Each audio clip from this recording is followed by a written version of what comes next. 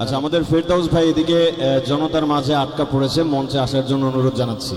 চলে আসেন। Hello hello hello.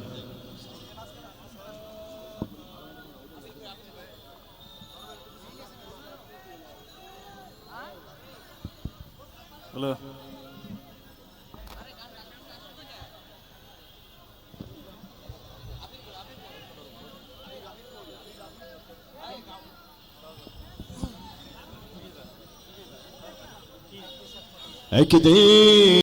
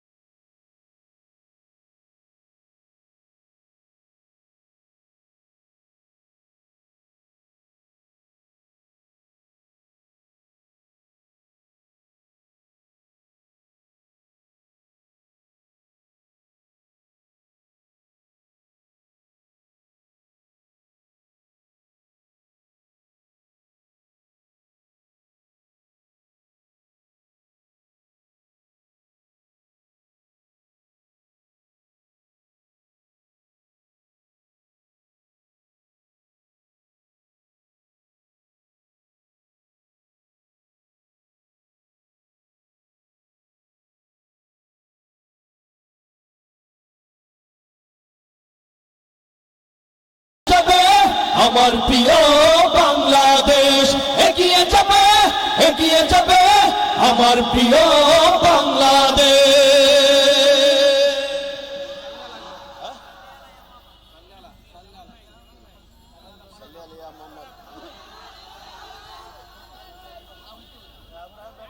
এখন কি গরম না নরম?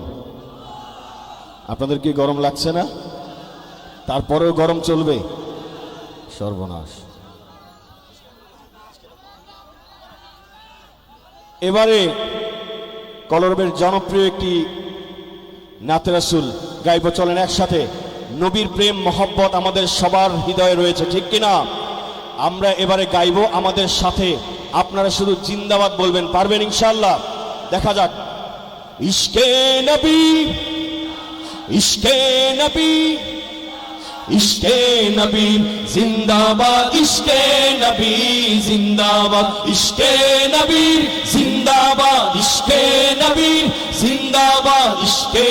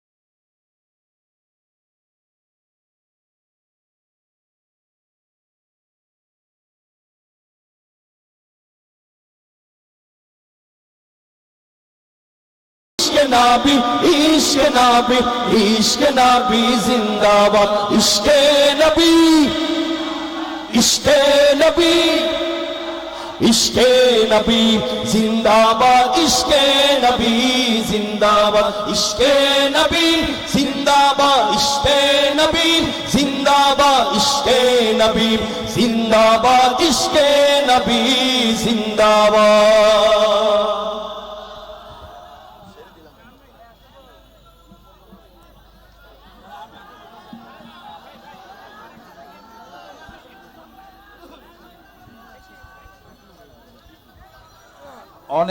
অনেকগুলো নাশিদের আপনাদের আকাঙ্ক্ষা আছে, তাই না?